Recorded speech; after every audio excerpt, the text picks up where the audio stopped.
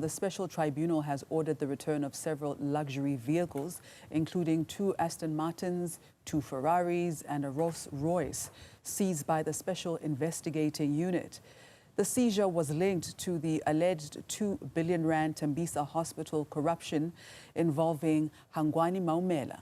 The ruling ordered that the luxury sports cars be returned to Mpumalanga luxury vehicle dealership, and we now speak to SIU spokesperson Kaizer Kganyago, who joins us on the line now. Thank you so much for your time. Kganyago, thank you for joining us. To begin, can you briefly explain what the Special Investigating Unit, or rather Special Tribunal, has ruled and why this ruling is so significant? Thank you very much, Ms. Chawa, and to your viewers. The ruling is not really that significant in the sense that it doesn't change the reason why we freeze or take away the vehicles. The reason why we take away the vehicles is to keep them in custody so that they are not sold. And then when the matter has been finalized, we are then in a position to sell them or find some, use them as where we can find the money that we would want to recover. Therefore, in this case, the dealership is contesting the fact that the cars belongs to them. Therefore, that is the issue that they are contesting, which has not been ruled on by the tribunal. All the tribunal said was that it will be ventilated in the main case.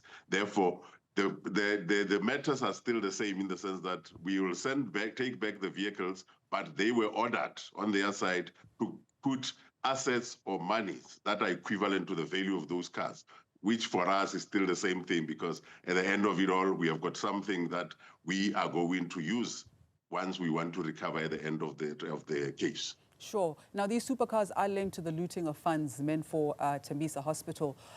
Talk to us more about the evidence that led the SIU to connect these high-value assets to the hospital corruption probe.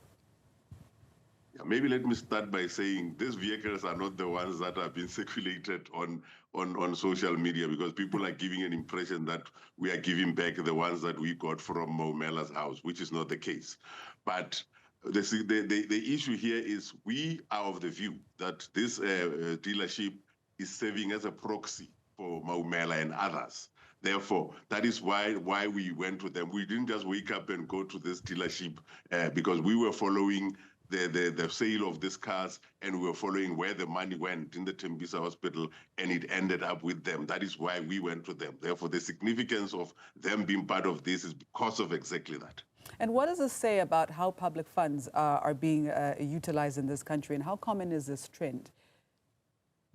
No, this trend is very common, Masichaba, where we find that people get this money, they go to this dealership, especially this particular one, and then they buy these cars, but they do not change ownership, so that the ownership looks like it remained with the dealership. That is why they can say, here are the papers that we are having with this thing. This car still belongs to us. But we know, we have seen when we were following the money, that the money was now sent to them.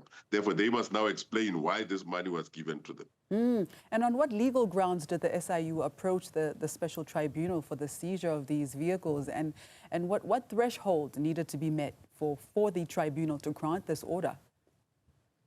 Yeah, we did the order, I think, a day or so before the press conference that we did. Therefore, the order was not only related to them, but it was related to everywhere where the money went. Therefore, we were able to show the tribunal that we think that these people are serving as proxy, and these cars are just put in their garages. Therefore, that is something that still has to be ventilated. I can't say much about it now, but it will be ventilated when the main case is heard by the tribunal. But from where we are sitting, we believe that they are used as a proxy. It is something that we will argue when we get to the tribunal. And does this ruling bring us closer to holding specific individuals accountable? And can you tell us whether arrests or further civil action is expected?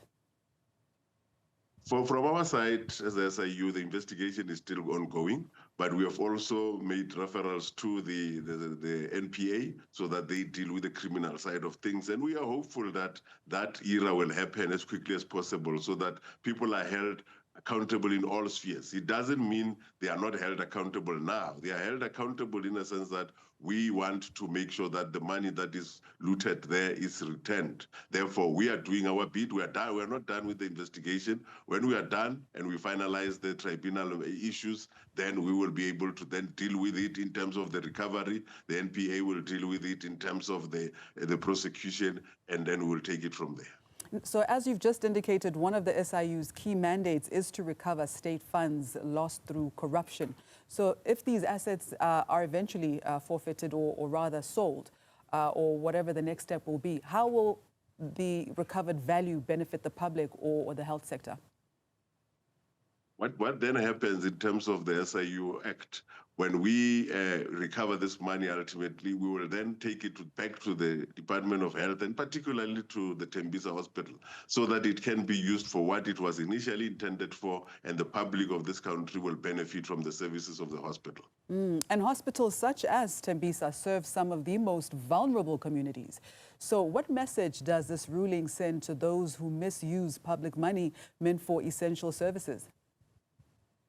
Yeah, for the people who took this matter to the tribunal, which is the garage, they wanted to give an impression that the SIU is wrong in what it is doing. And we are saying to the people of South Africa, we are not wrong. We will follow up all the issues that relates to the monies that are stolen from you, and then we'll recover that money and we'll give it back to the people of South Africa. And we are saying people must understand that it might not be now, but later on, we will come and investigate. And once that happens, we will return the money and the services will be given to them.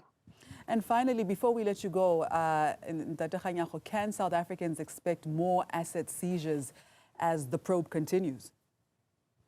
No, definitely. Every time we see there is anything that links to other people that might not be there now in the stage of this investigation, we will go, because the seizure of these assets, houses and vehicles and so on, is meant to make sure that even if the investigation takes 2-3 months or 6 months, these people must not dissipate all these properties, and that's why we are seizing them. And that's why, for me, this ruling it's really reinforcing what we do.